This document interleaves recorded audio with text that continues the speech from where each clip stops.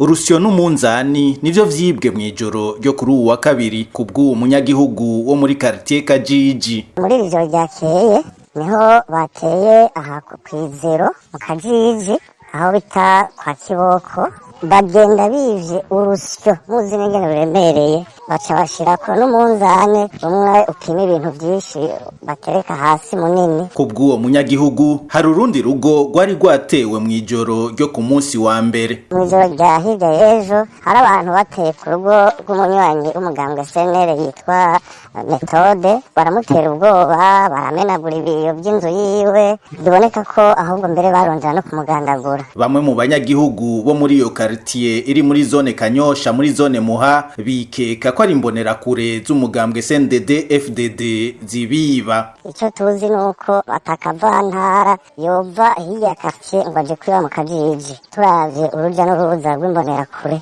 zirara zirakizura mw'ijoro, ko umuntu yoza agatera urusyo gahagarika imodoka ngaha agapakira akagenda atawumuhagarikiye, ivyo naho yoba ari umusazi ntawe bitahura. Bamwe mu banyagihugu bo mu Kajiji bavuga kandi ko atamezi abiri yaraheze abasuma bivye urusyo hafi y'umusigiti. Abo banyagihugu bo mu Kajiji bagasaba abajejwe intwaro muri zone Kanyosha hamwe no mu gisagara ca Bujumbura gutuza abo basuma babarara ku mugono.